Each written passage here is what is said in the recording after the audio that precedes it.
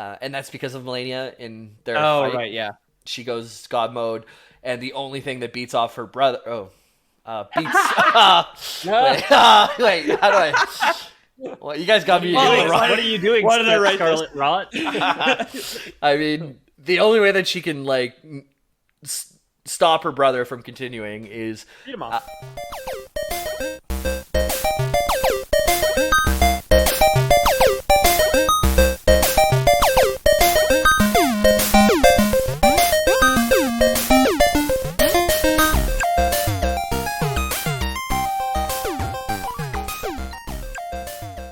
Hello and welcome to the podcast that destroys all through chaos and burning.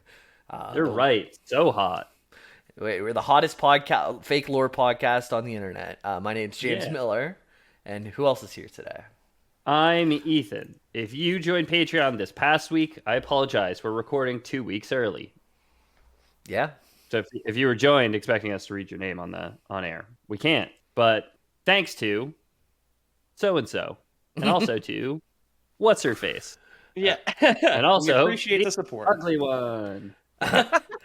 We're September 25th, and I was looking, and the next time we record might be October 17th. So this could be a little break. This is officially Spooktober, right? We're officially getting spooky here. Yeah. Oh, yeah, we are rolling it. Anyway, my name's Peter O'Donoghue. I'll think of something spooky at some point. But yeah, big thanks to all the patrons who would normally have subscribed moments after we record, because that's when you guys seem to do it. We always get the Gmail notifications when we're done recording on a Monday, so tomorrow I thank you for your money. Yep. Peter O'Donoghue. Boo. Yes. Yep. That's worse than how they spelled it in the credits for Pinocchio.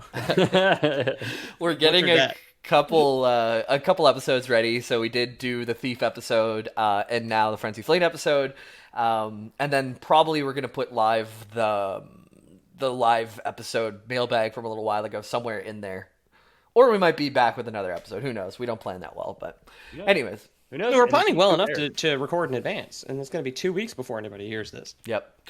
Yeah. See, like, outwardly I say it was to be ready for Ethan and his family changes, but inwardly I say it is ready for World of Warcraft, which comes out tomorrow. Yeah. I thought you were going to say it's like Pete went out last night, so he might be too hungover to write an episode. Oh, no, it could be all three. It could be all three. We can all have our reasons. Yeah. Yep. Choose your own, listener. Addiction, starting a family, whatever it is, doesn't matter. I'm addicted to knocking up my wife. This in the other room could probably hear me. It's crippling. It's much worse than alcoholism. Yeah. They don't got methadone for knocking up my wife. I mean, birth control, maybe? I don't know. No, I don't believe in that. I'm Catholic. Okay. Oh, yeah, okay. Pulling out is the methadone of knocking up my wife.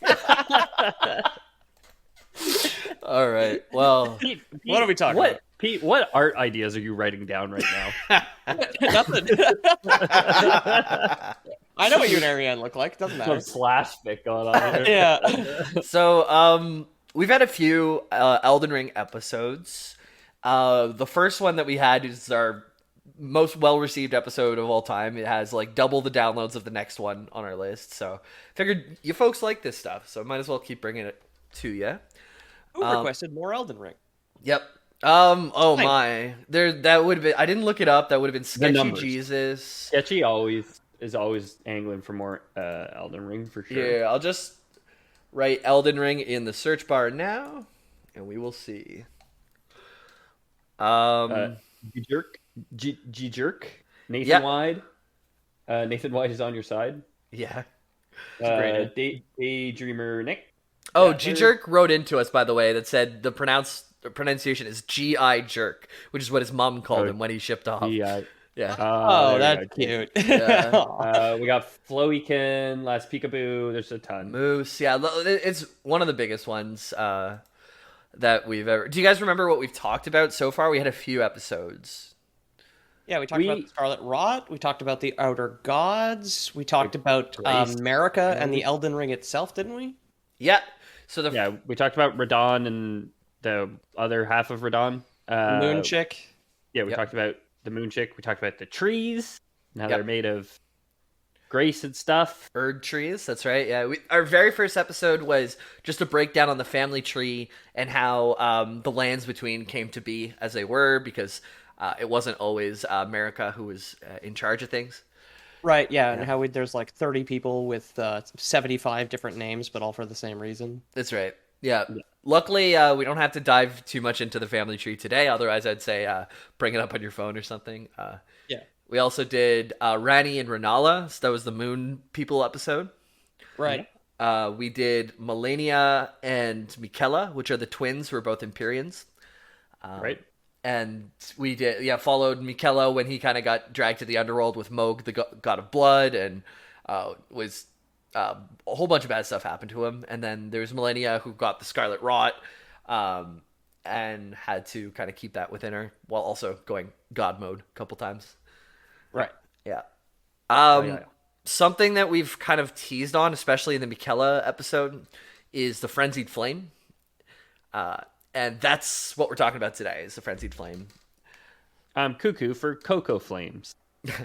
Yep. How did you know that's their slogan? It's pretty great. That's reading. They have a. I would love that. I would love to just like every morning have a cereal box that just has like a screaming, burning eye on it when you're just like reading the ingredients because you're bored before school. Yeah.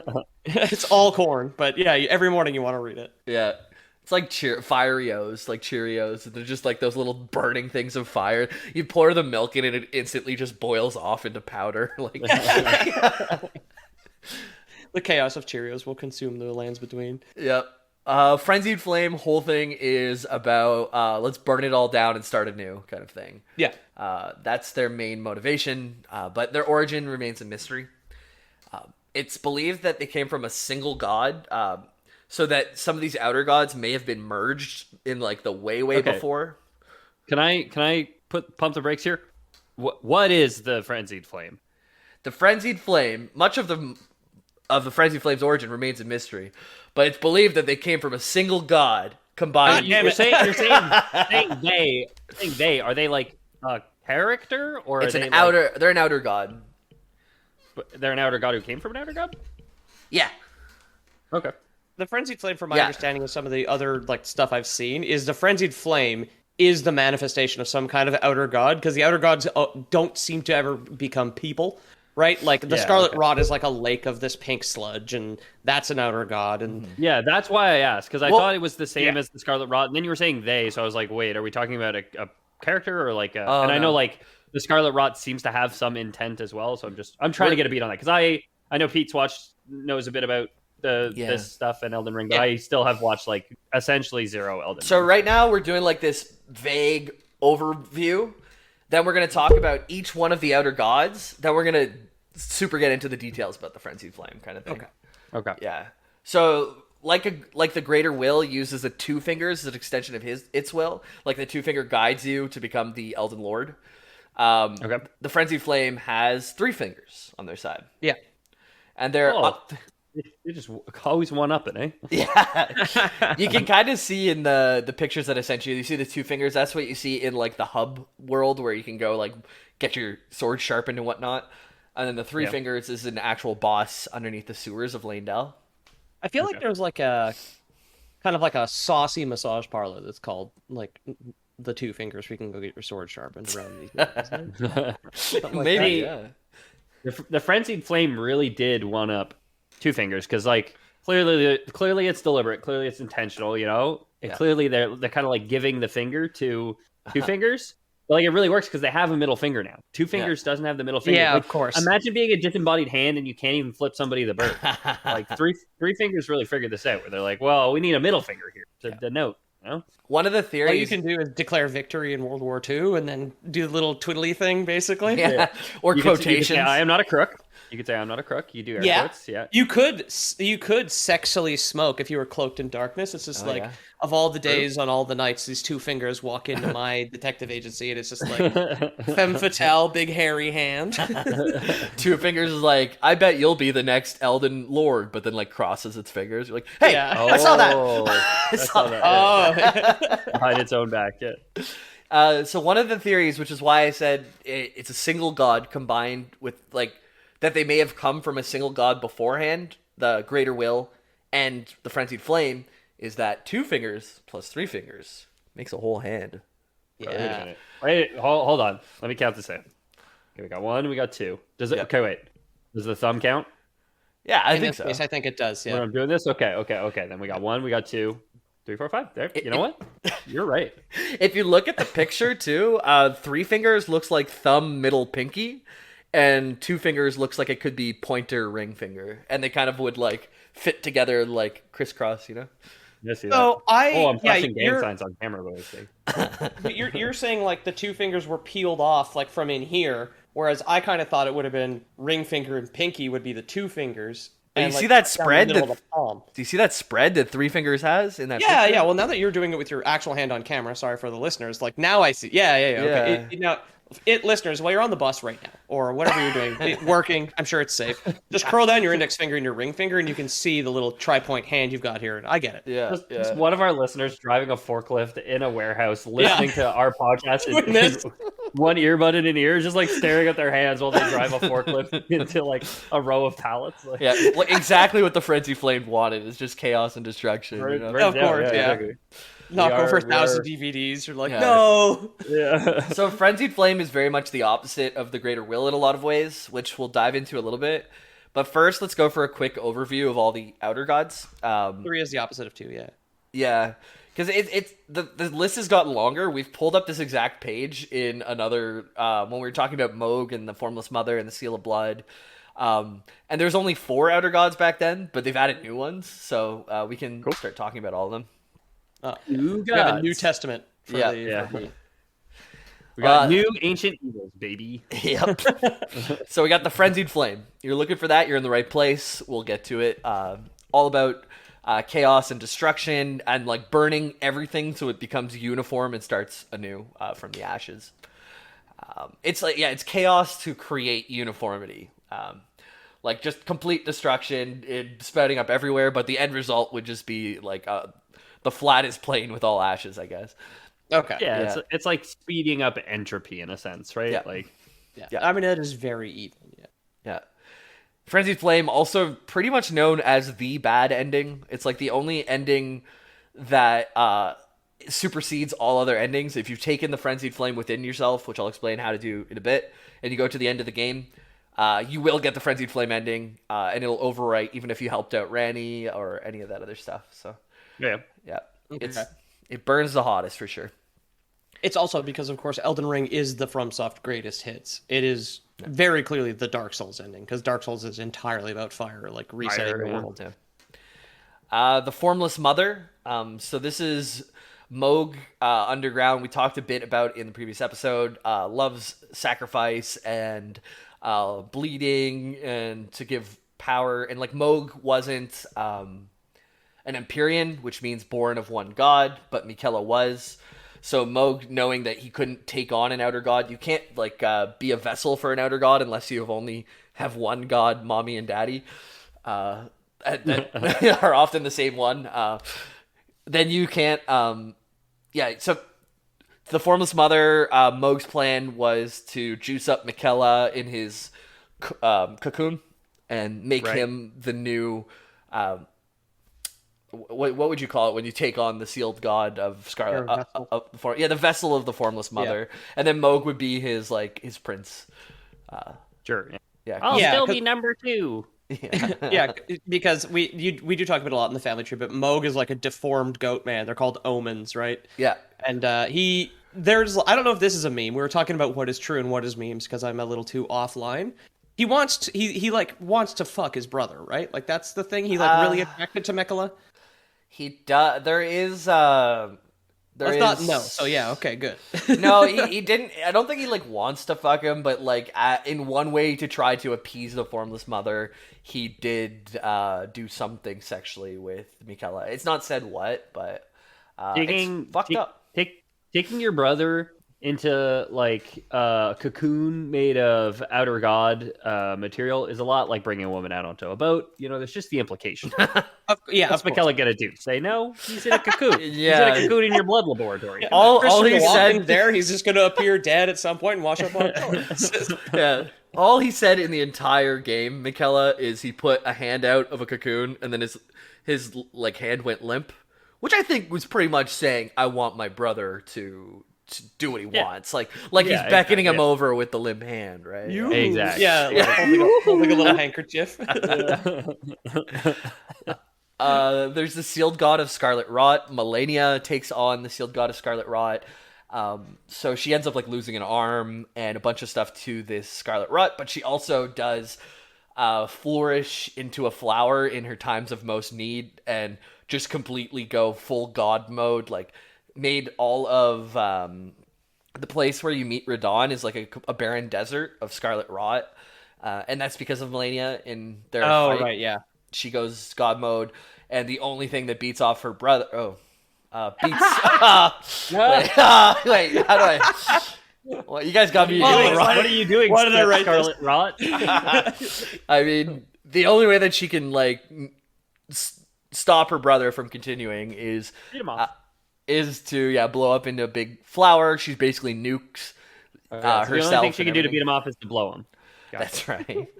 Got it. And then for the third and final time, she goes full god mode. That's against you when you fight her. Which, if you want to hear more about that, check out the Malenia and Miquella episode. Right. The Greater Will. If you check our first Elden Ring lore app, the Greater Will is the one who sent the Elden Ring down in the first place. Gives grace to the land, which allows the growth of these Erd trees, of these checkpoints, of those little glittery paths that lead you to the next place to become the Elden Lord. Greater Will. That's probably the one you'd know the most if you just played the game and didn't read any of the lore. Because I had to pull up the clip because I knew it had like a power metal ballad name. The nuked area where you fight Radon are the Wailing Dunes. Right. Yeah. Yeah, and you get like this crazy. You wouldn't think you'd find many whales in the desert, though, right? Magic, you know. Yeah, you get a Sailors on the moon. We carry a harpoon. Yeah, it would be the cutscene that you get for Radon is like pretty gnarly. Like you see him completely infected with the Scarlet Rot, kind of like limping his way across the desert. He's not on his tiny horse at that moment, and he's eating the flesh of his enemies and friends alike. Pretty gnarly. He's snacky. Yeah. There's the Dark Moon, the Stars, and the Primeval Current. We touched this on Ranni and Renala, but to be honest, I didn't even fully get the full weight of the Dark Moon, the Stars, and the Primeval Current. That's where lunar magic comes from. That's where gravity magic comes from. That's where most of the magic in the game comes from. Okay. That you get to use, except for there's aberrant sorceries, which comes from the Blood Star, which we'll talk 2 gods from now, but there's the one-eyed guy. I love the way you say that. It's just like this, like offhanded note. Like there's aberrant magic from the Blood Star. We'll get to it. Like, yeah, all those words make sense. Yeah. Pretty much. He said we'll get to it. 2 gods. Like, we'll get there. Like, we'll get there. We got some more gods to get through before we get there. Don't worry about it. Well, that's it. I don't want you to think that moon magic is the only magic. We got blood magics too. Don't worry, baby. Sick. Okay. Yeah. We also have fire magic. So the one-eyed god of fire, who is worshipped by the fire giants. We only get to meet one fire giant by the time you play Elden Ring, because Radon and not Miquella, not Malenia, Malika, the first one, the real Elden Lord that split herself into 2. Oh, Marika, yeah. Marika. Marika, who also is Radagon. I didn't look that up today. I'm surprised it's still all in my brain. This is good. All right. So the one-eyed god of fire, it's associated with the fire giants and fire monk incantations. It's possible that they're the same god as a Frenzied Flame, but it's pretty unlikely because there is like a plot point in the game if you play all the way through. You get to a point where you have to burn an Erd tree. And if you burn this Erd tree with the fire of the fire giants, then everything's cool. And you have to sacrifice your handmaiden, Malenia, sorry. Christ, George R. Why did you do this? Just Malenia. So she's 3 names in the entire fucking game, 40 characters. Yeah. She's your handmaiden. She's the one you give your souls into. And you meet her like probably 30 minutes into the game in a bonfire kind of thing. Okay. But you get kind of one of the guys that we're gonna meet soon. I'll get into the story in a little bit. But anyways, if you use the Fire Giant's fire, everything's cool. Everybody loves you. But if you use the Frenzied Flame fire to burn down the orange tree, which is more orange than the reddish Fire Giant fire, then Malenia, your maiden, turns on you, and she leaves your party and makes the rest of her life about trying to kill you if you try and use the Frenzied Flame. So Frenzied Flame, not chill and cool. Yeah, super chill and cool. Yeah. Also potentially significant, the visual motif found in the eye of the fire giant. That's the last picture that I sent to you guys. It's like one inner eye surrounded by 8 smaller circles. It's found all over the place in the game, and we don't know why yet. It's on Godric the Grafted's crown, on top of divine towers. Why is it significant? Maybe a few more months till that wiki page gets added, but I mean, it's a ring. Right, it's a ring around like a center thing, a ring of smaller planets or moons or stars or the actual thing. Do you have the behind the scenes for that symbol?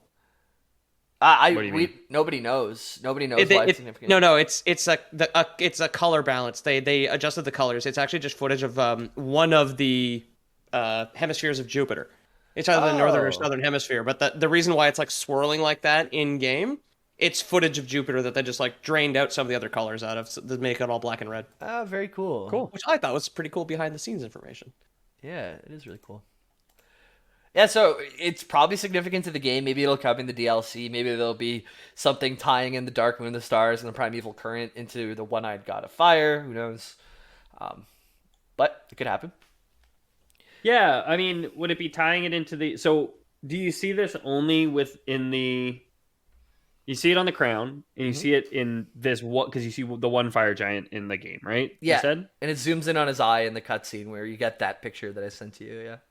Okay, so but it's also on the other guy's crown. Is it like all these powerful like gods have this symbol, or is it just fire associated? The only place we've seen it so far is on top of these towers in the game. And Godric Grafted's crown, and the one-eyed God of Fire's eye. So Godric the Grafted also is the kid of Marika who killed most of he killed the head of all the giants and most of the giants. Okay. So I don't know why the son of the murderer of all the giants would have that on their crown, but killed the king, took his crown. Could be. Would kind of make sense. Could be. Yeah. Okay. But you have to have a pretty big head. Well, that's Godric the Grafted. He could just put like 2 people's arms on the side of his head, so it would hold the crown for him. Holding always holding the giant crown on his head. So there's the Blood Star. This is a new god that's been added because people have been looking into sorceries that come from red glintstone. The blue glintstone's often like the moon. The purple one's the like gravity. The red one is aberrant sorceries or like blood sorceries. Okay. Yeah. These sorceries have been discovered by the guilty amid eternal darkness after their eyes were gouged out by thorns, described in Briars of Punishment. So okay, well, who was guilty of the crime of gouging people's eyes out with thorns? That's what I want to know. What happened to those guys? I haven't figured out who that god is yet. Yeah. There was just one guilty originally, and another guy poked his eyes out with thorns and said, "Oh, I guess I'm guilty," and handed the thorns to the next guy in line. Who stabbed his eyes out. And all of a sudden, you've got a religion. Yeah, the main bad guy that we're going to be talking about for the Frenzied Flame also has his eyes gouged out, and takes the Frenzied Flame within himself because of all that pain and suffering. So there could be some ties together in that, but. So red glintstone, like I said, it's it's really enjoyed by the people who have gone through a lot of pain. It's discovered by those exiled to the north for their crimes. There's a guy named Mad Tongue Alberic who wears a set of clothing that boosts the effects of aberrant sorceries. So if you're going blood magic build, you go kill Mad Tongue Alberic to get his 20% boost from his set. Okay. Yeah. That is 2 episodes in a row where we've talked about some guy named Albrecht as well, which is interesting. Yeah. I was just thinking the same thing. And I only recognize it because we recorded the last episode 2 hours ago. Yeah, it's true. I did like the break for dinner. We don't normally do that when we record too. I feel refreshed. It was nice. You're a little revitalized. Yeah. Ate a burger. My buddy never came by to get his Egyptian cotton shirt. He is apparently waiting to pick up a Switch from a guy on Craigslist. What a guy. Oh, wow. I tell you, that's going to be some brother love right there. That's what I tell you. Values a Switch over his Egyptian cotton shirt. Wow, priorities, dude. Yeah, I know. Can you clothe yourself with a Switch? I didn't think so, bro. Get ready for a cold winter, Brendan. Okay, that's all. I'm calling you out if you ever fucking listen to this. Yeah. The blood stars also associated with human sacrifices, as red glintstone said to have been formed by their blood. So whenever you see a guy with a red glintstone staff shooting blood magic at you, it's a good chance it's some type of coagulated blood turned into a crystal at the end of their staff. Oh yeah, they're whipping prions at you to give you mad cow disease. Like, oh yeah, we had to put down 1,000 knights for mad cow disease. They're inedible. Yeah, we got Mad Tongue Alberic ate a steak of mad cow there, and now he's Mad Tongue. Yeah. I've seen one of the characters where he has like a telekinetic like corkscrew move with his sword where he shoots it out and it twirls around and does like really quick DPS. Is that red glintstone magic? Maybe. Did you see a picture of that like in your research? Okay. It didn't come up. It's possible though. It's like wrapped in thorns too. He's Kirk for this one. Kirk being the guy wearing the armor of thorns in Dark Souls. Jamie, did you even research this episode? You don't know this one very specific move? Did you even read all the moves in their origins? I'm just curious because I've seen fragments of it as well. Well, I can give you something here. So Thorn sorcerers, they're practitioners of aberrant sorcery, and they have staffs of the guilty, and they're often accompanied by fire monks. So if it's a fire monk or a thorn sorcerer, then yes. You would think you would think the thorn guys wouldn't want to hang out with the fire guys so much, right? Yeah, and the fire monks I think are aligned with the fire giants too at some point. Okay. I mean that would make sense. That's where they get their power, right? Yeah. The one-eyed god of fire or whatever. Yeah. The one-eyed god of thorns. Cool. He poked his other eye out with a thorn. Oh, maybe that's what happened to the one-eyed fire giant or the one-eyed god of fire. Maybe his other eye got poked out by a thorn. I'm calling it Lore Boys canon. One-eyed fire giant. That's what I called my thing when I had to go to the hospital for gonorrhea. Exactly. Right, penicillin. So that's a throwback to last week's bonus content, I think. Yeah. Just honestly, just wait and listen to it all at once when we come back. I think is the best idea. But honestly, just stop listening to the Lore Boys right now. Wait till we've recorded every Lore Boys episode, then just listen to them all back to back. Yeah. Pay for 4,000 episodes. Yeah, pay for 1 month of HBO like I do with Game of Thrones, and then never pay for it again. Oh man, Lore Boys on HBO Max. That's gonna be great. Let's go. Yeah. Right up there with the Righteous Gemstones. Yeah. The red glintstone is employed by the blasphemous practitioners on Mount Gelmir. So if the guy you're talking about is on Mount Gelmir, it's a good chance where there's red glintstone or there's magma sorceries, because Rykard's also doing his thing. The son of America, guy, right? Who's a big fire snake. Oh, exactly. right. Yeah. Okay. Yeah. And he's the Lord of Blasphemy or some shit. He's got a cool fight too. Like you have to get a specific weapon to fight him, and it's like kind of like a polearm or a spear, and like every time you poke with it, it makes like this giant tornado at the end of it. So you can pretty much poke him from like half a football field away. But you have to be. Is that the move that Peter was just talking about?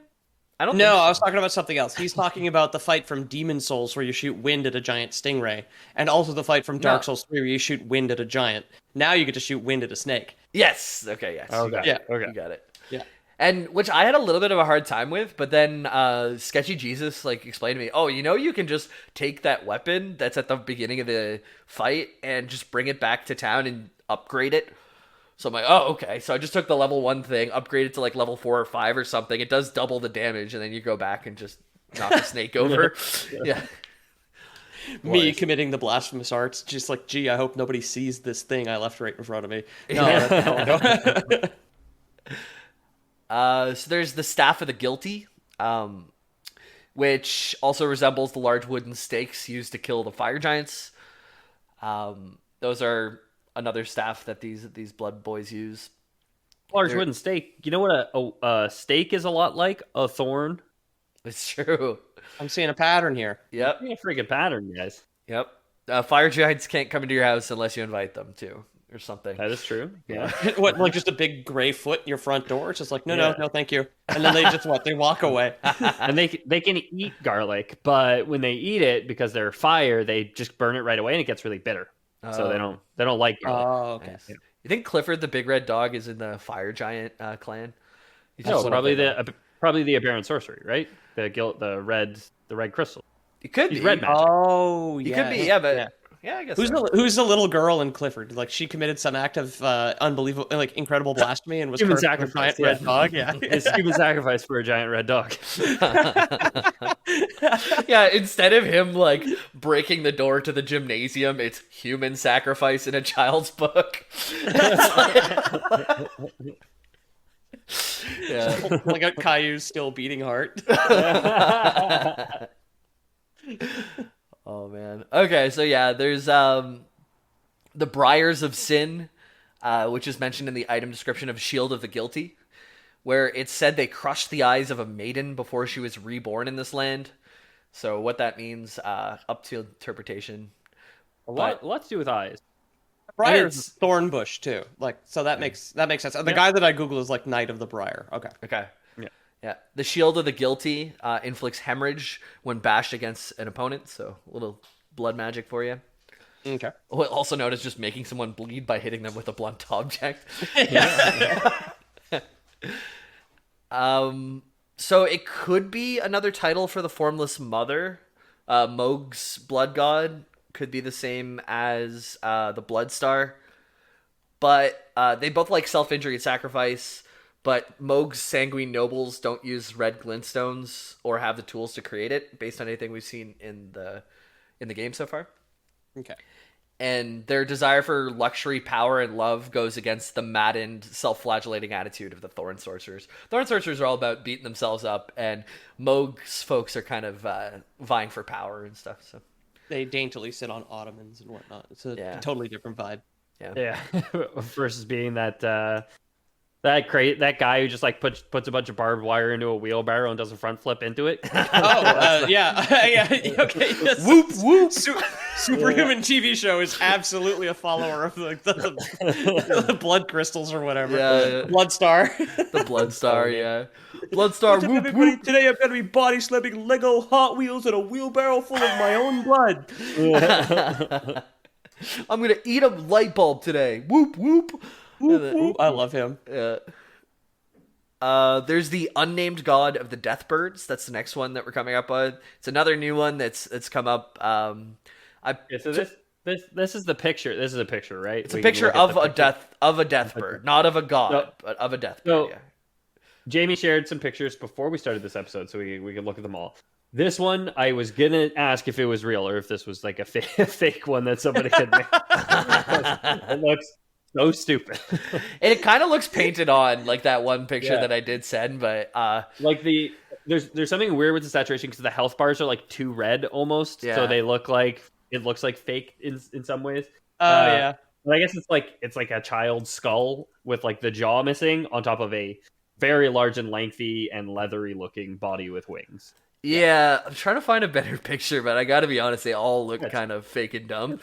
But I wasn't sure. I was like, this could go either way. This could be like a wacky design for something, or this could just be like some fake meme that Jamie's trying to get us with. I don't know. No, this is a boss. I've never fought the boss. It's an optional secret boss, I guess. Or like maybe not secret, but you won't run into it automatically. I hope it's not fucking secret because you just fucking told us, dude. Told the whole world. Don't tell Jamie your secrets. Fucking say it on a podcast. So they think that you didn't tell anybody I had a crush on Corey, did you? On the last episode we recorded. I won't. I can't say anything here. Okay, check it. Yeah. Deathbird very much like has a skull, like Ethan said. It's supposed to probably be a servant of embodied death itself. We never get to meet like a hood type character or a death type character in I typically meet death a lot in FromSoft games. So. Yeah, I guess you get to die, but you don't get to meet him yourself. You know, like doesn't escort you through the gates like Beef got escorted by Hood or whatever. But yeah, not worthy of getting greeted by Hermes. No, exactly. So the description for the Twin Bird Kite Shield says Twin Bird is said to be the envoy of an outer god, possibly associated with Black Flame. Maybe the Godskin. You have to fight these Godskin twins and then the Godskin Apostle, I think, in 2 separate fights. They're just ugly, big flaps of skin. And yeah, they're pretty notorious bosses where they not only is like a horribly imbalanced gank fight, but also they're very gross looking. They're clearly wearing like ill-fitting skin suits over whatever their actual bodies are. Yeah. And which they think that it might be this god of death that the Deathbirds also follow. They follow a figure known as Gloam, or Dusk-Eyed Queen, who ruled the Godskin before being defeated by Malekith, we think, but not confirmed. Okay. Another reason why death might be a thing is because if we remember back to how the Elden Ring got shattered in the first place, there's something called the Black Knife, Malekith's Black Blade, that dealt holy damage to the Golden Order. So they think that this could have been like Death's Blade, because we don't really know what that power comes from. But whether it's unclear whether Death is an independent outer god or not. Maybe an aspect of the Greater Will, a different type of power. The Death Sorceries and their references to the Deathbirds suggest that they don't work the same way as other magic, that they're a little bit different. Like, for example, Magma Sorceries, which were brought into use by Rykard after discovering ancient hexes in Mount Gelmir. They're conceptually different than the power of the Giant's Flame incantations, and the Death Sorceries are described as being the way death was handled in the Lands Between prior to the Erd Tree, and presumably before the Golden Order. So death could be like a type of power or a force within the world that just always existed too. It's hard to say. Yeah, could be the whole God, plot of like could be force. Yeah, the whole plot of like the whole like through line of one of the episodes we already did was like the rune of death, which is how you kill a god, opposed to natural death. What this might be. Yeah. And it could be that the Rune of Death was made by this god, too, if this god exists. Or it was just the... Yeah, or made of, if it's a rune, like somebody carved it into that primordial force that is death. Exactly. Like so we don't know what it is, but right now they're calling it the unnamed god of the Deathbirds, or unnamed death. But that's something that probably exists out there. One more and one last outer god as of September 25th, 2022. I'm sure there'll be more as more DLC comes out and whatnot. But there's an unnamed ancient god of dragons. And it's worshipped by Dragon Lord Placidusax, which you can see a picture of the boss. Pretty awesome looking dragon, dude. I've watched videos of this fight. It's insane. And one of the things I've always noticed that no one has mentioned in even Vadi Vidya in any of the stuff that I've seen is when you approach Placidusax, he is like coiled up and only has 2 heads left of what I think are 3 because he has like a neck stump. He's in the same position as the 2 fingers. He's like coiled up like a snake with both his heads pointing upwards as well. Oh, true. Yeah. When you go into the arena. That could be a reference to like once following the Frenzied Flame and then being converted forcefully to the Greater Will if it's turning from 3 to 2. Yeah, lore. That's my lore boys canon that I've been thinking about just in some of the videos I've watched. I was like, he looks like the 2 fingers. Yeah. And then is missing a head too. Missing that 3rd finger, like Jamie said. Yeah. Yeah. I like that. Do we think that he has managed to? Because you said that you couldn't like fully purge the Frenzied Flame. Like once you take it in, it's always the bad ending. Do we think that Placidusax managed to, purge himself of it? Himself of the fire? It's possible. So if you remember back to Malenia and Miquella episode, there was Miquella's golden needle, or Miquella's needle. He was the only one that we knew of that figured out how to get rid of a meddling outer god, and he used this needle. This needle, special gold or something, right? Yeah, and it's supposed to be above the power of, or outside the power of outer gods. And if you do the Frenzied Flame ending, so whenever you beat the fire dragon, instead of purging Malenia into the fire, sacrificing her to burn the Erd Tree, if you use the Frenzied Flame to burn the Erd Tree, you can still go beat Malenia, acquire the needle, go back to... what's his name? It's another Eminent, Millicent, and tell him that you got the needle back, and then he'll be like, okay, that's not just an unalloyed gold needle, that's Miquella's fuck off outer god's needle, and you can prick yourself with that to get rid of the Frenzied Flame ending. But that's the only way. Oh, interesting. Okay. You have to beat the hardest boss in the game by far and complete a storyline that's not always clear where you're supposed to go. Then you get a needle, then you can get out of the Frenzied Flame. So that's But yeah, the unnamed ancient god of dragons, he wasn't a god worshipped by Dragon Lord Plasudasax. In an age before the Erd Tree was actually an Elden Lord. I don't know how you be an Elden Lord before the Elden Ring comes to Earth, but somehow it's unclear whether Plasudasax was an Elden Lord in the same sense as like Godfrey, or he was a demigod that had a power of a separate outer god, this unnamed ancient god of dragons, that just put him on the same primal power level. On the tier list. Yeah, exactly. They use lightning magic. The dragons use lightning magic. They don't use fire or anything like that, right? I haven't fought many. Honestly, most dragons, you can just like run your horse around the side of them and not have to fight them, so I've done that most of the time. I know, because I know in the trailer there's that one like wicked shot of the dragon like reaching up and catching a lightning bolt out of the air. That's been like burned into my brain because it's one of the coolest things I've ever seen, but obviously having not actually played it, I'm not 100% certain, but yeah. Well, cool. This is a list of all the outer gods for now. We're just a bit over halfway through, so we'll take a break and we'll come back to talk about the Frenzied Flame, a guy named Shabriri, and how that all ties together. So hello and welcome back to the Frenzied Flame. I typed this very sloppily when I was saving the file name, so it looks more like Frenzied Flame, something like that. Fiendzayed Flame, yeah, perfect. Feet Finder Flame. Yep. And you clearly have caps lock on and held shift and just let it go because it's lowercase f on both and all caps otherwise. Yep. All my words are like me, bottom heavy, baby. Oh, yeah, girl. All right, so Frenzied Flame. What is it? What do we know about it? It's far less present than the Greater Will, but it has an influence on the lands between. Greater Will is about law and order. Frenzied Flame is about chaos and madness. Well, I mean, it's right there in the name. Yeah. So even though they're opposites, the two outer gods seem to be connected. Like I said, 2 + 3 = 5. And that's how many fingers they have for each of their... the people who kind of... Like their bishops, I guess. I'm not sure what to even call them. But they're avatars, if avatars. You will. Yeah.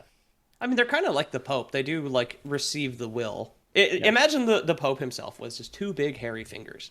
Try and imagine. I always do. Yeah, he's here in Canada apologizing to people for the crimes of the Catholic Church. You know, apologizing for 2 giant hairy fingers. Yeah, and all the evil that they've wrought. Yeah. Oh no! Oh no! Abort. Yeah. No, the church doesn't like that either. But due to this commonality, a widely believed theory is that the Greater Will and Frenzied Flame were once outer god that split into 2, like I said. But this is like way before outer gods came to the lands between, way before anything that we talk about in game. So it's pretty big speculation. It would be properly balanced if it was just like ultimate order and ultimate chaos. If they were the 5 fingers of one hand, that's a very balanced mood, right? Like that's a good high that you can ride. The end result, I guess, is the same, kind of like we talked about before with entropy. Like the Frenzied Flame's like final wish has way more order than the Greater Will does, because everything is destroyed and like perfectly uniform, and everything's either fire or ash or the same thing, you know? It's uniform. Yeah, but the Golden Order, like Marika and her husband that she transformed into also smashed the fucking Elden Ring into pieces, right? Like, yeah. it wasn't really the Greater Will's fault in that case. You could argue that Greater Will is more chaos than Frenzied Flame in their end goal, but that's true. Yeah, I don't know. Everything's just on fire. It's very simple. I don't see what's disorganized whatsoever.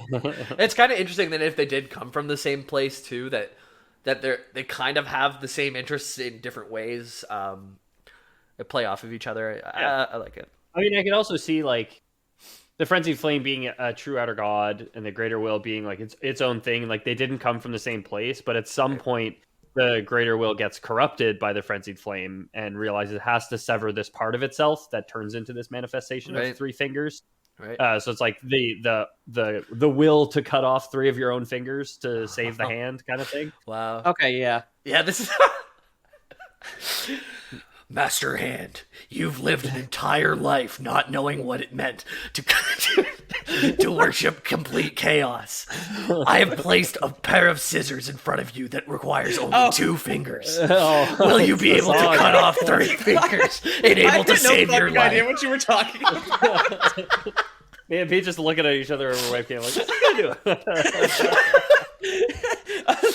Like, what is this an impression of? Master Hand being the bad guy from Super Smash, right? Yeah. And then and it's the guy on the little tricycle. The puppet from Saw. Yeah. For some reason, he has cancer, so he should torture everybody else into loving their life. I don't get it, but he beat cancer, and his wife's baby, his baby was killed by a junkie, like running out of a hospital. She gets hit in the stomach with the door. So he's like the first guy that he tortures. Okay. Yeah. And then he gets a taste for it. So it didn't occur to me until you said Master Hand, but is it a meme in the Elden Ring community that this is just Smash Bros lore finally? No, I was joking about that ourselves. I was like, it is. Okay. Right? It's like there's Master Hand, and then you get Crazy Hand, and like the later is Frenzied Hand. Oh, okay, there we go. Like, you get the ordered hand, you get the erratic one later on. Yeah, the one that's like you're all like it's always twitching and yeah. Well, yeah, that's why it's like you've got like the two fingers of a cartoon glove in the round table hold that you take all your like spiritual orders from, right? Yeah. Well, they split up. Betty Crocker wanted to rebrand, and the hamburger helper guy who was talking about Asian helper for too long, they had to tear that persona off. Yeah. Oh man. So George R. just ripped off Super Smash Bros. Lore for this. Yep. For this entire Lore story. Boys canon. Yeah. 100%. Yeah. So how did the Frenzied Flame come to the lands between? There's one item description that talks about this. Luigi burning his eyes out with a Frenzied Flame. Yeah. He's gonna... Shabriri will be Luigi, I guess. And okay, yeah. You remember the cult of Luigi? Trailer? You remember the trailer for Smash Ultimate when they're looking at the Smash logo all on fire? True. Oh, True. that was the and it's reflected in their eyes. Like, come on, it's all there. This whole game is just Smash 6, Smash 5, Smash 6, right? So there's one item that talks about how it got the Frenzied Flame came to the lands between, and the Howl of Shabriri is an incantation, and it says that the sickness of the flame of frenzy began with Shabriri, the most reviled man in all of history. So who the heck is Shabriri / Luigi? Was he reviled for bringing the flame, or was he just reviled beforehand and ended up with the flame? Is this the end point of being canceled on Twitter? Is that how bad it's gonna get? We don't know. All we know from before him being like the avatar of the Frenzied Flame is that his eyes were gouged out because the talisman created Shabriri's woe mentions that Shabriri was a man whose eyes were gouged out, and the Frenzied Flame entered his eyes. And since then, Shabriri has been spreading the Frenzied Flame influence. Okay, this was the guy that you talked about earlier as the guy who like took it in as the pain of having his eyes gouged out. Exactly. And so that's all we have. Do we know if he was like this was done to him by the Thorn people and he was one of the guilty, or we don't know any of that? All we know is his crime was, I think, slander. So he was talking shit, someone took his eyes out, and in all of his pain, he took in this outer god. Which is like Shabriri, like an Empyrean, because he's not mentioned in any of these like family trees, and usually only Empyreans can take on an an outer god. So his name doesn't start with an M, so I'm gonna think he's unrelated. Yeah, no J, no G, R, or M. It's an S. So yeah, and do you also like meet a different parallel character named Shabriri at some point? No, but he does have a different name that he appears under, of course. Okay. Does that start with a G or an R or an M? Starts with a Y, Yura. So he manifests even after his death, because he's implied to be dead now, but he manifests in corpses, such as Yura's. I posted a picture. This guy with the big hat that you meet like on your way up to the fire giant fight. And you meet him, and he seems like a nice guy, but he's pulling con man moves on you. He has a big hat, so big that it droops down to like his shoulders, and he's got little sneaky eye holes in the hat that he can peek at you through. Oh, I didn't notice that. That is sneaky. Yeah, it looks like an umbrella with a bunch of like. It looks like you made like a papercraft snowflake. Yeah, like a papercraft snowflake lampshade, basically. Yeah. He's like the as much as you could get a quest giver in this game. He's the one who tells you about the 3 fingers below the capital, because he knows that as you're going up to fight past the fire giant, you're gonna get to the forge of the giants, where you steal the flame to light the Erd tree on fire. But in order to do this, you have to sacrifice your handmaiden, which is Malenia. Mm-hmm. So he's like, don't look. Your handmaiden seems cool. Why would you want to sacrifice a girl when you could just go kill some 3 fingers and then take a different flame and burn down the Erd tree? Doesn't this seem like a win? You don't want that flame. That's a boring flame, dude. I know the flame that can get you high for real. Don't worry. Peeking through his lampshade hat. Exactly. And it's also proven that the Tarnished was not the first person that Shabriri has tried to convince either. You being the Tarnished when you play. There's another person named Vike. So that's Peter and I talked about this before the call, but Vike is the dude on the front when you buy the game, right? Yeah, I mean, I heard that. Of course, I haven't played it, but I heard in some lore video, Vike is the guy on the cover of Elden Ring, the knight that's like got his sword in the ground. He looks very despondent below the ring in the sky. That's Vike. Yeah. So Vike, he was a previous Tarnished. He was before you, one of the people who tried to do the same thing, to follow the greater will, become the Elden Lord, and bring forth prosperity and peace, kind of thing. But he falls for this trap. Yeah, I got a quote. I looked him up to try and see if I could find the thing about the box art. Quote, no other Tarnished was closer to the throne of the Elden Lord than Vike, but without announcement, Vike traveled far below the capital and was scorched by the flame of frenzy. Did he make this choice for his maiden, or did some other force lure him with suggestion? Just like, so his armor is so fucking cool too. It's like melted knight armor. Yeah. It's a combo of the two. So it is said that he took Shabriri's advice, and he went down to fight the 3 fingers underneath the sewers. And like, if you've played this far in the game, this is pretty much where I stopped, because I guess I'm not as gamer as the rest of you guys. But this is like really close to the end. You're probably like 2 major boss fights from the end if you just skipped all the optional bosses. So he got like 2 boss fights from the end. Vike did, and then lost it all. And in the end, it didn't really matter. Got tricked, dude. Yeah. Teehee, heard you were going to find some fire. Teehee, I know some good fire.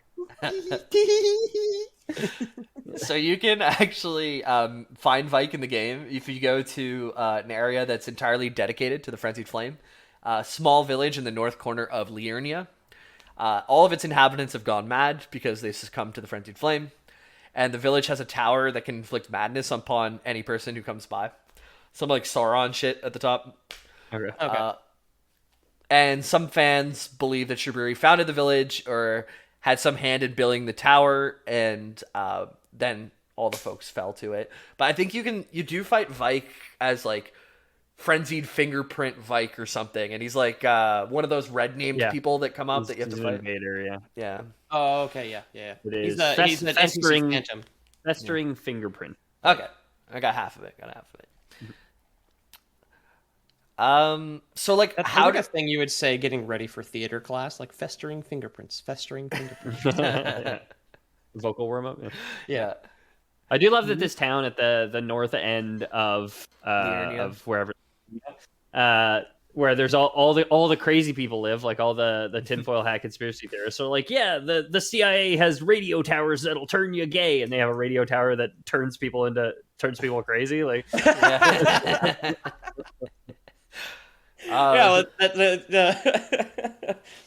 Yura went in, or Shabriri went in and set up 5G. That's what's burned out everybody's eyes.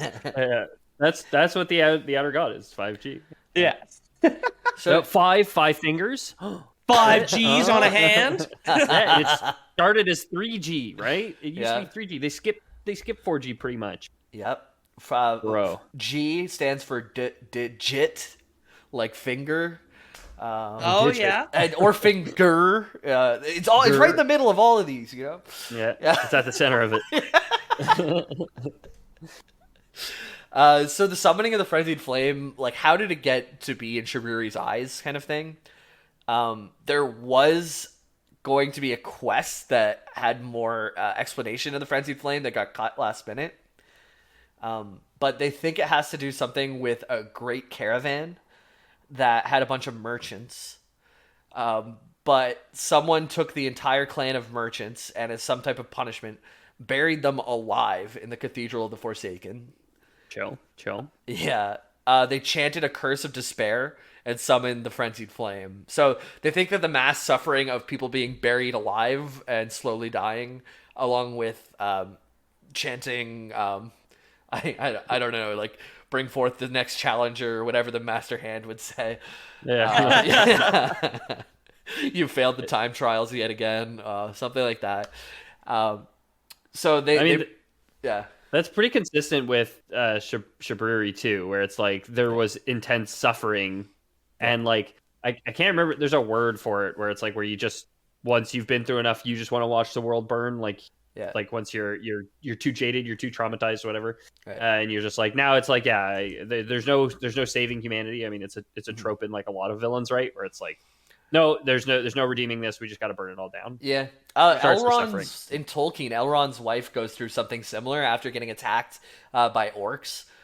She gets like stabbed, and she gets a wound that Elrond's able to completely heal, but her spirit is just completely gone, and she doesn't give a shit about anything anymore. And then they send her back out west to like Elfland. I don't know if that cured her or not, but it left Elrond all alone at the tender age of like 6.5 thousand years old or something. Yeah. That's why he's so grumpy all the time. Yeah. Tolkien stuff coming eventually. I am very into it right now.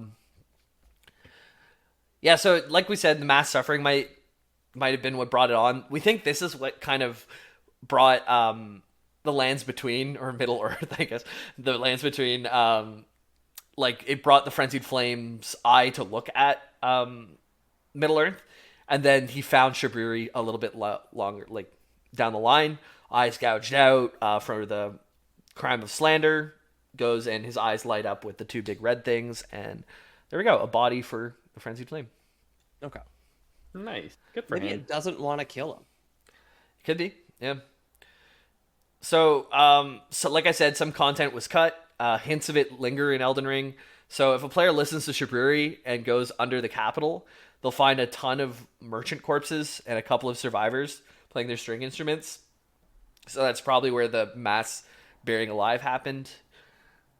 Another link to the merchants is in the nomadic merchants' finery description that states many merchants once lived as a great caravan, but all were buried alive due to their heretical beliefs. Underground, and then they summoned the Flame of Frenzy. So it happens in item descriptions. That's kind of always bothered me about Dark Souls, despite my total love for the majority of the games, maybe minus Dark Souls 2. Despite how good they are and how cool everything is, I really want to play through the prehistory of a Dark Souls game. Yeah, like I love, and we talked about it last week and every week about like expository storytelling and all that. Dark Souls does it too much, I think. Where like, I just want to play a Dark Souls game this when I play. You know, I don't have to do this all like scrolling through all the item descriptions and everything. But, yeah, and they almost made it so you would know this story. If they didn't cut that mission, it might be more obvious. But for now, it's like in 4 item descriptions that you have to find. Yeah. I don't know, like some of the like crazy brutal stuff. Like it like actually like all the crazy brutal stuff that you do for the outer gods all sounds really fucking cool. But every single FromSoft game, as good as they are, is just like, yeah, man, you're at the end of time. Just reset this thing. Just do it. You just turn the planet off again. I don't care how you do it. You burn it all to ashes, or you worship the Elden Lords. Just get her done. If we can just like tune in football. Yeah. Oh wait. Since I'm talking so much about like the master hand and stuff, can I call this Glover 2 and release it to them? Yes. Can we put one of the fake titles as Glover 2, so hopefully they get scared of it? We put all the fake titles as Glover 2. All right. All right. Okay. So this is kind of like the backstory. Now in game, you meet Shabriri in disguise. Do you go down and meet Three Fingers to save your handmaiden, which seems like the good thing to do, or do you just ignore it and go through the fire giants and you're fucking burned like that, like Vike's armor? You're like, I did this for you, baby. And she legitimately hates you and wants to kill you as soon as you do it too. Not only she really hates that you do this. Oh my god, you're so cringe. Yeah, the Two Fingers said no simping. Yeah. You saved my life. What a cuck.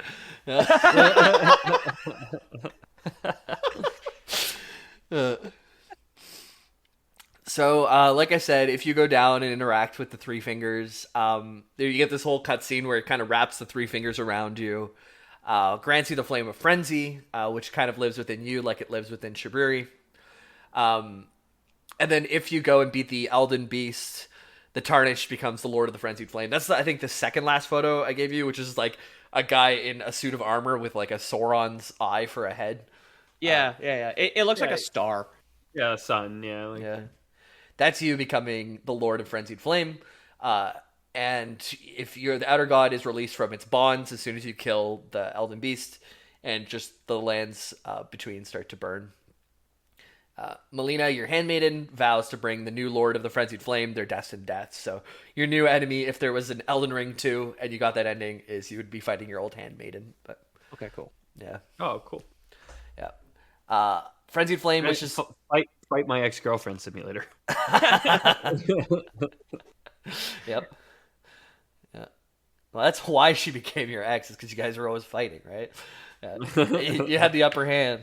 You had the three. It's your fucking fault, bro. Yeah, you had the Three Fingers. You had the upper hand. She only had the two. Yeah. I dumped boiling hot bacon grease all over my face for her, and she didn't even appreciate it. Yeah.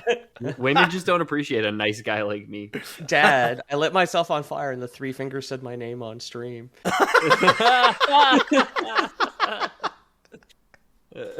You don't understand, Dad. Yeah, so the Frenzied Flame is considered to be like the ultimate bad ending in Elden Ring because it destroys everything rather than saving the lands between and its people. Like, now, I would like to play devil's advocate here, just because I think I've seen the cutscene at least. Is like the fucking the Elden Ring and the Golden Order caused all this, and that is like, you know, it's kind of like the winners write history, or like they're writing from a biased perspective, where like the game probably wants you to think following the Elden Ring or the Moon is the good ending TM, but all these people caused this fucking problem in the first place. Yeah. I mean, and like, the Frenzied Flame's the bad guy because he took up residence in the skull of a man who was punished for blasphemy, which again is bullshit. That's the Golden Order to tell a crime. Exactly. That's the Golden Order telling him what he can't do. I think like the Elden Ring ending or whatever, where you become the Elden Beast, is like, meh. I think that could go either way, but I think that Ranni's ending, where you save Ranni and you're sending like basically humanity to the stars to discover the universe, I think to me that's the good ending, rather than burning everything down. But I'm not quite so jaded or anything like that. I'm just saying, let's hear the Frenzied Flame out, and if it's just a bunch of like screaming, burning noise, then okay, maybe I was wrong. Yeah. Sure, they got a flaming sun for a head, but look at their nice tie. They just want to talk about the Bible. Come on, we don't let them in. So if you're listening to this and you made it an hour in and you're running around trying to figure out, how do I get this Frenzied Flame out of me now that I got it in me? Like I said earlier, just go ahead and do Millicent's quest line and get Miquella's Needle, and it's the only known item that can repel an outer god's meddlings. You give yourself a little prick on the left arm, booster. and all the 5G will leave you. Wait, you're saying a vaccine cures 5G? Whoa, I don't think so, buddy. Yep. That's not how it works. Are you going to go into the quest steps at all? Because there is like another eye thing that I know about just from other videos. No, this was going to be the end, but go for it. I know a bit about it. There's like a blind woman who gives you quest steps, and you're constantly feeding her Shabriri grapes, but they're actually like human eyes that you pluck out of people's heads. Yeah, her name is... She doesn't know. Her name's like Heikella or something, or Hakella. I have it somewhere here. Heikella. Hayeda. I think you're thinking of Helen Keller, which is different. Her name's Hayeda, and she is part of the reason why we think the Frenzied Flame and the Greater Will were merged. Because she says all that there is came from the one great. Oh, okay. And that's what she tells you after you feed her a human eye, which is called a Shabriri grape. Yummy. So the item description on a Shabriri grape is a yellowing, oozing eyeball of the infirm. The surface is shriveled and the inside is squishy, not unlike a large, overly ripe grape. Mm-hmm. Give to the blind maiden to guide her to the distant light. So are we saying the distant light is the Frenzied Flame, and you're actually guiding her towards the Frenzied Flame by giving her these eyes? Probably because it is the quest line for the Frenzied Flame. So I think it would be, yeah. But it's also, you by the end of it, you can get the needle too. So it's up to you how you go with it. Yeah, you can always like opt out of your 5G quest, right? Yeah, exactly. But I opt out of my 5G quest. That has been the Frenzied Flame. I think our 4th Elden Ring episode. There still is more to cover. People are still figuring out stuff all the time. So if this is your thing, and I know it's a lot of people's things, let us know. And I'd be happy to revisit it again. But for the time being, my name has been James, and you can find me on Discord in the link below. You can hang out and talk with us in the Discord. If you're a sub, you can be in the Prime Folks chat, and you can get a couple teasers. We might tell you that this is Glover 2, you know? You never know. Maybe you were told on Monday that this is all Glover 2. Oops, all Glover 2. Peter, what's going on in the art world these days? Oh, at Lore Boys Podcast on Instagram. Maybe there's discussion of some sort of advertisement for my comic out, depending on when I can get together with my publisher. We've been talking about that to get out some kind of teaser, some kind of intro, finally. There's enough done, but of course it's like all of our schedules need to coalesce, and we need to find a time to do that. And I can't see the future. Maybe in 3 weeks' time, that's done. And there it is. I hope you liked it. Otherwise, you can hit me up on Discord, linked below. I'm on there all the time. Sometimes I'm off for a few days. Just come say hi. Request something cool. Yeah.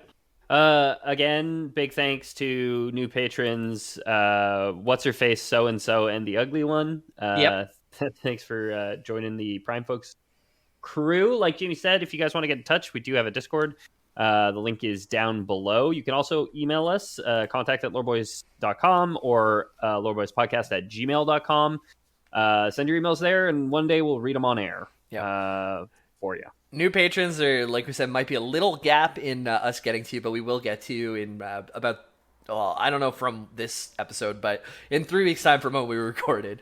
And whenever this goes out, but we'll get to you, not to worry. And if you do become a patron in that time, you will still get access to all the extra content, to all the extra channels, which we'll still be chatting in.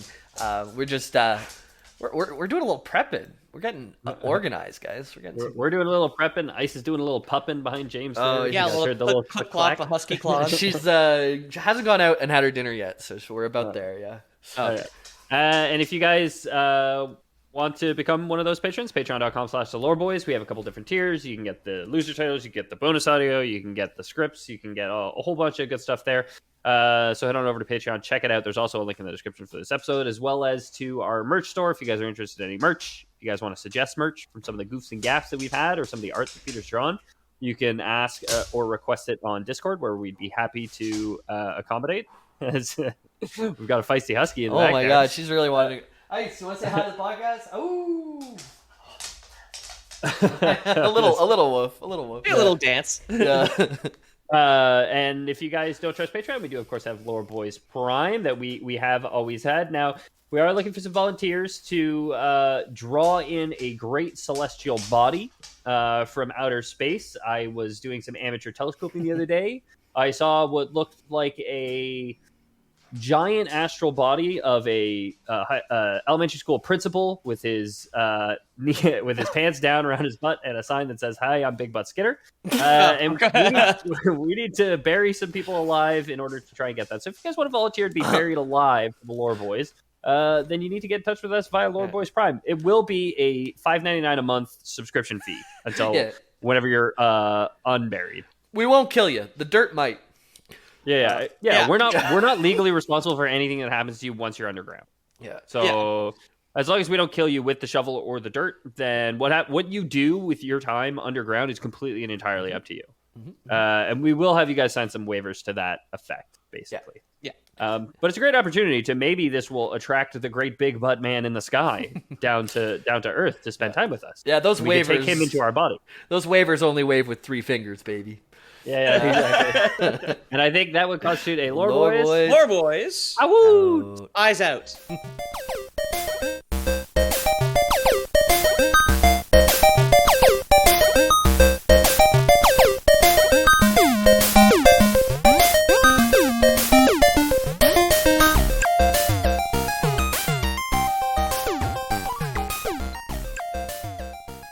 One kidney, 250,000, not bad.